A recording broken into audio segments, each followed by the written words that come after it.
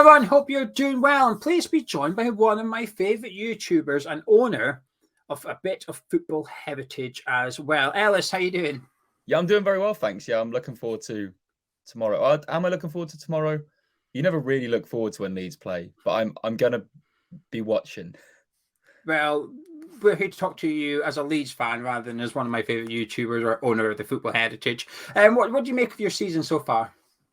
It's been really weird. Like it's been like we seem to in the games that matter, like the games you have to win, because like we know from the start of the season, right, that we lost Rafinha, we lost Calvin, like it was going to be tough. It was going to be a really hard season, and we've basically really lost Bamford as well. Like he's he's not fit, and like that's a huge loss as well. Like 17 goals a season his first season, and an injury is just we've lost that, and you can't. However much money you spend, you don't replace it, especially when you're us. So it's been weird, and it felt like the fans had turned after we lost to Fulham and Marsch was off, and then we go and win away at Anfield, and it's like I can't predict what we do anymore. Like I just can't. I've stopped trying to put any logical thought behind what we do, and just been like, I just think we'll be all right. I think there's three worse teams than us, but does that really say a lot for us? I don't really know. Are you anticipating a relegation battle essentially between now and the end of the season? Yeah, because like Roger Izzani, our owner, has came out and said like we need more investment. He wants to. I think we've known for a while he wants to sell. And I think the 49ers, I think they were supposed to take over in the summer. I don't know about people will know more than me. I feel like they've got cold feet and they're just holding off and waiting to see if we stay up or not. Which in the meantime, like sort of leaves us in this limbo of like we're not strengthening. We don't have a left back. We've signed today a centre half who can play left back. Whereas if we'd have just signed a left back, like you'll see it tomorrow when you when against us or in the game when you're watching this, whenever. Like we don't have a left back. Like there's times where it's just unbelievable how open we are. And like two passes cuts us open.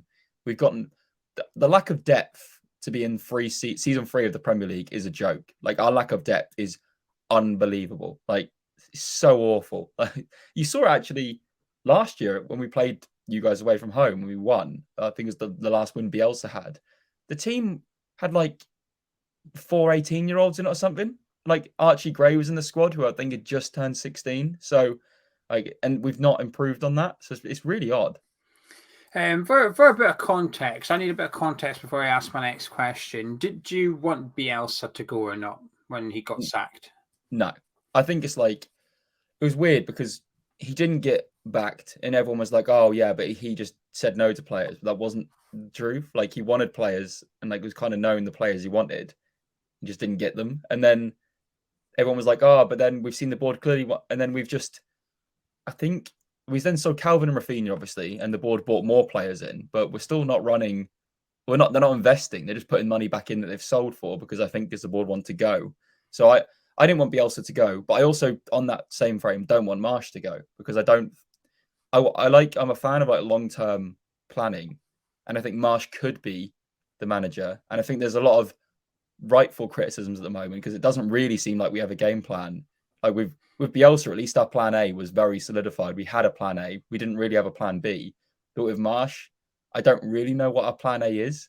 It just feels like our midfield is completely bypassed a lot of the time. It's completely different, to be fair, when Tyler Adams is in, but with our lack of depth, right, we shouldn't have to rely on Tyler Adams being our entire midfield. Not and to be clear, Rocker alongside him, Rocker and Adams as a midfield too is really good. I think they're both great players, but outside of that, like, we don't really have a midfield at all. And I think it's more on the ownership at this point in terms of a lack of investment and recruitment rather than the managers. And yeah, I loved Bielsa and I wanted him to stay. I think it was his job. I think he was the reason we were in the Premier League, and I think it was his job to see through. Do you think he would have kept you up in the end? I don't know because like retrospectively, like we stayed up because of, and I know people might disagree with this. We stayed up because of luck, really. Like Brentford final day of the season, Brentford finished the game with 9 men on the pitch. So like people don't really tend to talk about that, but we won against 9 men. The game that kept us up really, well, there's 2 games that kept us up really, was the win against Norwich in the last minute. And under Bielsa, we won away at Norwich earlier in the season. So that game wasn't an issue to me. And also it needs to be noted as well that like just after Bielsa going, Calvin Phillips was then back fit. So we had Calvin back, which was a massive loss to the team without Bielsa. And then also away from home at Wolves was really the win that kept us up. And we were 2-0 down at half time, not in the game. Raul Jimenez gets himself sent off in a really weird challenge. And the game just turns and we win it 3-2. So we really stayed up on luck anyway. So I don't really see, we became a bit more defensively cohesive, but I feel like if Bielsa would have had Calvin back anyway, I think we would have stayed up. And that doesn't mean I'm discrediting the job Marsch is doing, to be honest. Like I said, I like him. I want it to work, but I feel like maybe we were quite lucky to stay up in the end. You've said there you think Marsch could do a good job and you want it to work. I guess my question is, do you think it will work? I don't know. This is the thing, because I feel like a lot of the fan base, which to me this is wrong, because as much as I love Bielsa, a lot of the fan base still haven't let go from it. Yeah. And that for me is worrying, because he's not going to come back. So all you're doing actually is hindering the club's progression now, because I think what the fan base disliked was the fact that Marsch was sort of brought in through the back door, and like it was rumored for a little while that he was going to be the successor. Like it was quite known, and then all of a sudden we lose and Bielsa's gone, and then it was like sort of like Marsch was just put into that, and it wasn't his fault. All he's done is speak highly of him. I think he's doing brilliantly to try and engage with the fan base and show he cares. I think the fans kind of can't get over a few things, because I think maybe it's similar with yourselves, but our fans, like I know the West Ham ways of thing, right? But like with our fan base, it's so like we still think we're, but there's that generation that have seen Leeds in the Champions League, they've seen Leeds win things, whereas my generation haven't. So like I feel like maybe in that sense there's a bit more groundedness to how we assess things. But like I can see, but Leeds are a massive club, right? So like when they see a manager a full-time losing to Man City, like having a laugh and a joke with a striker who used to play for him, the Leeds fans, a core of them want to be like, no, you're Leeds manager, you don't talk to them. But I think that's maybe naive to what they think happens behind the scenes. Like maybe that's like from this perspective that players don't talk, but it's obviously not true. Yeah, I get what you're saying. I get what you're saying there. Will you stay up? I think so. I think Bournemouth go. I think Southampton go. I think it's one of us or Everton. I think a big team goes, and I think obviously Southampton fit that mold anyway. I think you're in there at the moment, but you won't be. Like it's just so clear you won't be for me. But I think we'll be fine. I think this is actually a massive game for us because Elland Road has a habit of turning. But yeah, if things continue to go badly, say like 3 or 4 games time, and it's not working out, the atmosphere in Elland Road will be toxic. Interesting. You're almost getting me hopeful for this game now. It's dangerous. But last question on Leeds then. Which players should West Ham fans be looking out for? Just assume people watching right now aren't too familiar with your squad. Who should we be looking out for? Who's having a good season for you? Brendan Aronson's fantastic as an attacking midfielder. Willie Gnonto, the young lad, the 18-year-old, has done so well. He's raw. He's just something different. He's exciting, especially in games that we haven't been playing very well. Like Gnonto seems to be brilliant. Somerville before the World Cup break looked really good. Obviously Tyler Adams I've discussed as well. Rodrigo's a weird one. Like I've seen a few Leeds fans tweet like he's the best bad player we've ever had. Like because like he's really confusing. Rodrigo is because he just won't be in. I guess is what makes him a good striker, right? And I think actually there was times where when we had Rafinha and he had better players around him, like at times last season, you could see that was there. But I think he maybe would do better in a better side. Although he's got 9 goals this season, right? I wouldn't put him as a player to watch.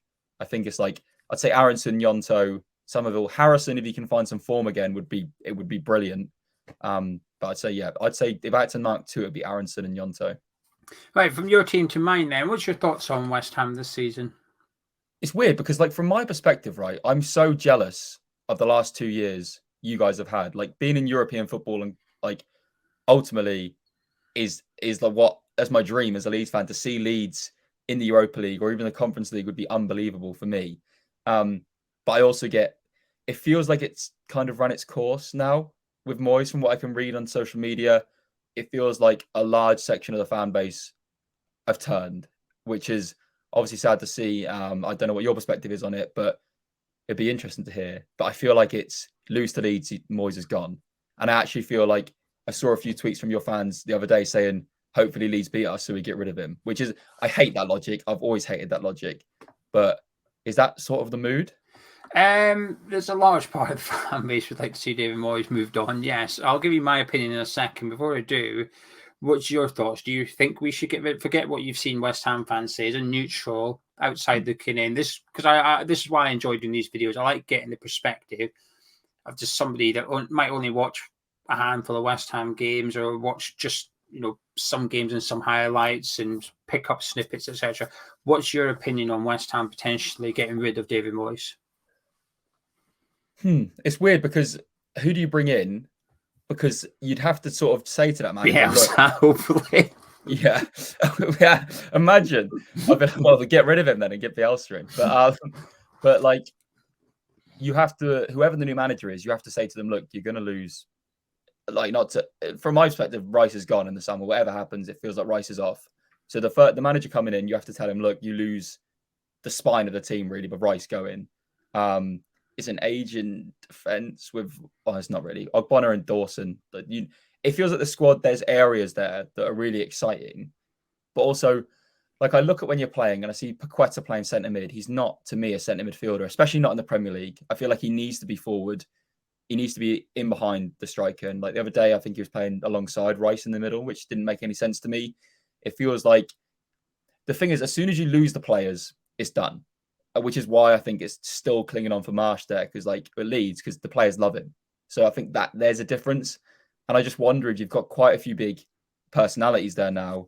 Like Paqueta's in the Brazil squad. I don't think Rice would ever turn, but I mean, you know what I mean? Like you've got some big names there. You pay some big money for Scamacca, Paqueta. I feel like it's easy for them to just go, I'll just wait for a bet. And I've maybe a player who's playing for Italy, a player who's playing for Brazil is wanting a European name to be managing them, is what I'd say. And I think once the players aren't on your side anymore, it's done. So I think it probably is the time to make a change, even though I think the job Moyes has done has been phenomenal. You're right about a Sam and Asian defence, by the way. Sufala right back's the wrong side of 30, Ogbonna's 34 now, Cresswell's 32, Dawson's in his 30s and wanting to move up north as well. So you're bang on about that. I guess the counter argument is that our long-term centre-back pairing should be Zuma and Aguerd. Zuma won't be available for tomorrow night. He's not far back off. He had surgery during the World Cup period. Aguerd should be back in for us. I say should be back in. Should be in for the first time. It could be his first Premier League start for us, which is wild considering it's January now, but we've not seen him start a Premier League game yet due to injury that he got in pre-season. But it's for me with Moyes, I think his time's up. I think he's done a wonderful job for us, and he's given us some fantastic memories. And the whole match against Sevilla, when we beat them in extra time to go through to face Lyon, is up there with the best West Ham games I've ever attended as a fan and stuff. And I always remember that night. And I think sometimes to appreciate that the manager in charge probably has to go, you almost have to get past that era before you look back at it fondly a little bit, because you're still living in it at the minute. And I think the legacy is almost starting to get tarnished a little bit, given the poor results, the poor football. It's not just the poor results, Ellis, it's the football's been poor as well.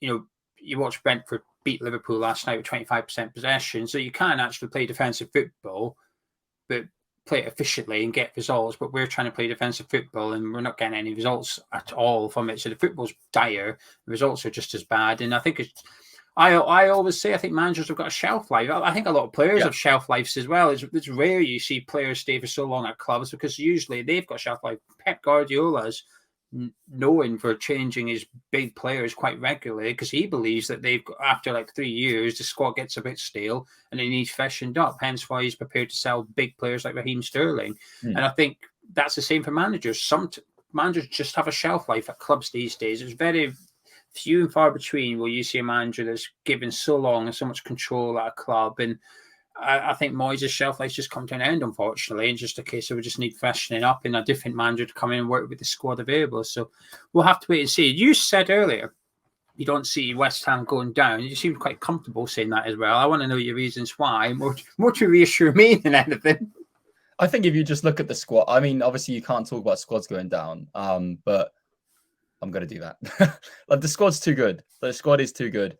I think the only thing you have to balance is the Conference League, which I think, to be honest, you win. So I think you could still like theoretically, like you could finish like 14th, 12th, 13th, 14th, 13th, win the Conference League, you're in Europa League next year. So is that season still deemed as a success? You've won a European competition. I mean, this is hypothetical completely, No, but I for get what me, you're saying. I can see you staying up and winning the Conference League.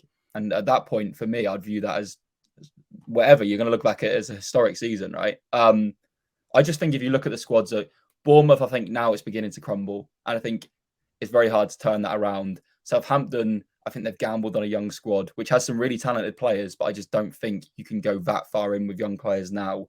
And then it's one other, and we're worse than you.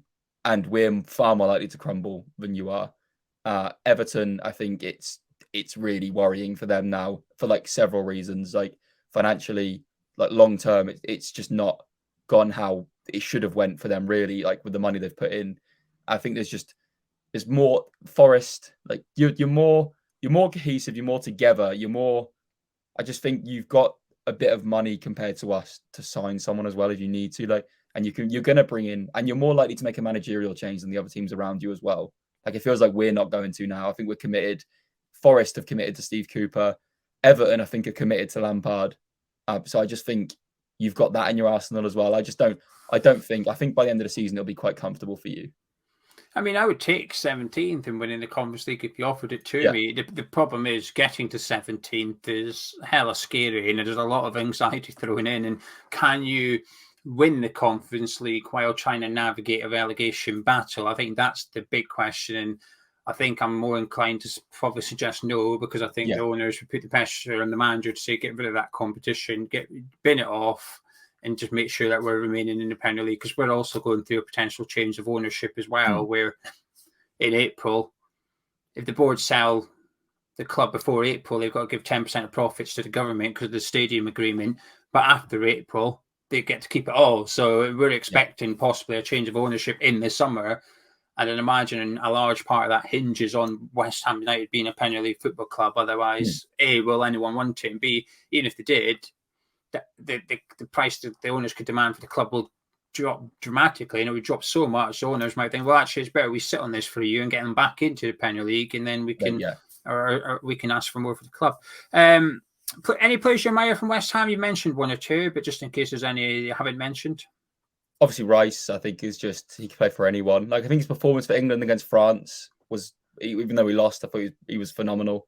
I think he's just unreal. I just think I don't know who you'd replace him with either. Like Calvin, maybe, but it's not the like they're similar-ish, but it's different. And I think like he's sort of taken over the mantle from Noble as being seen as, when you think of West Ham, you think of Rice.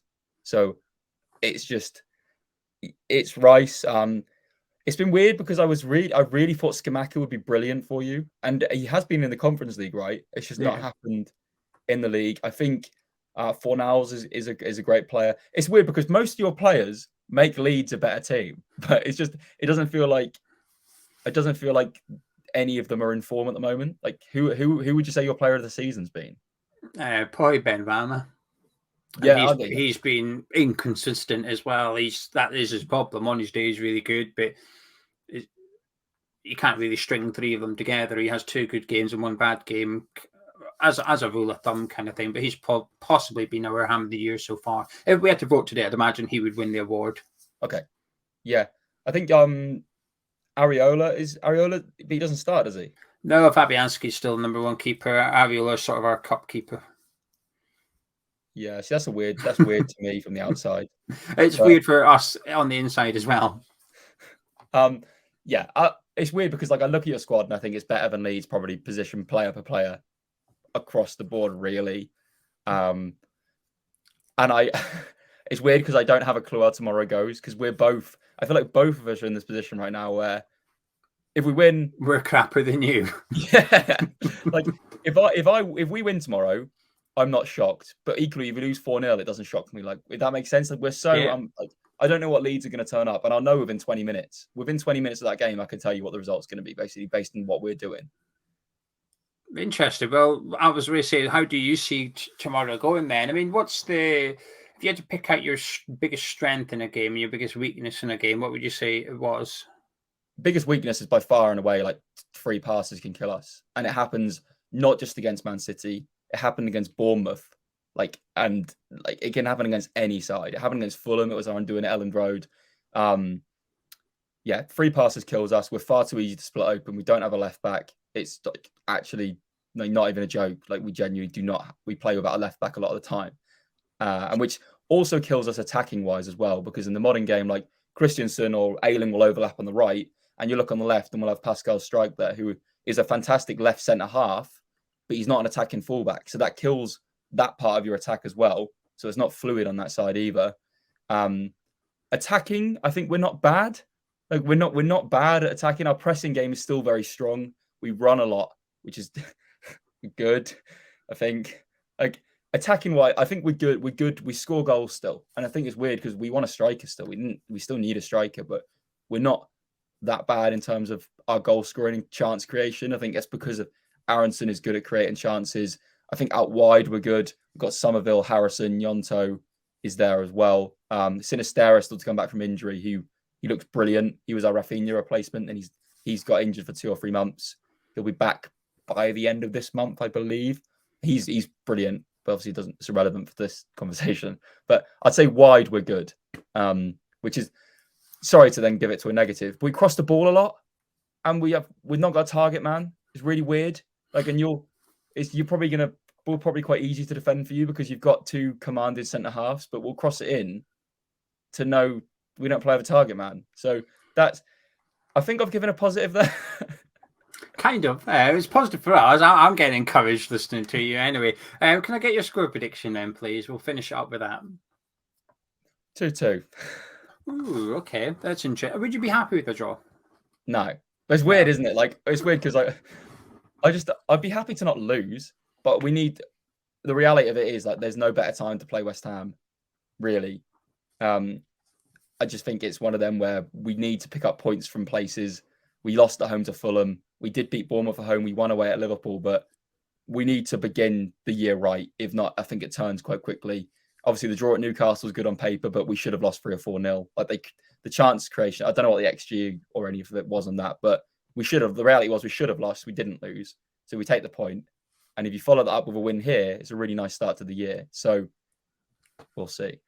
Yeah, interesting. Well, Ellis, thank you very much. I've really enjoyed that. A pleasure to do a video with you as well. If you guys at home want to see and hear more from Ellis doing completely different things but football-related videos, please do check out his channel if you haven't done so already. Links in description, and his latest video will be on your screen in approximately 5 seconds. If you've enjoyed this video, please do drop a like on the Sky News Hammers chat.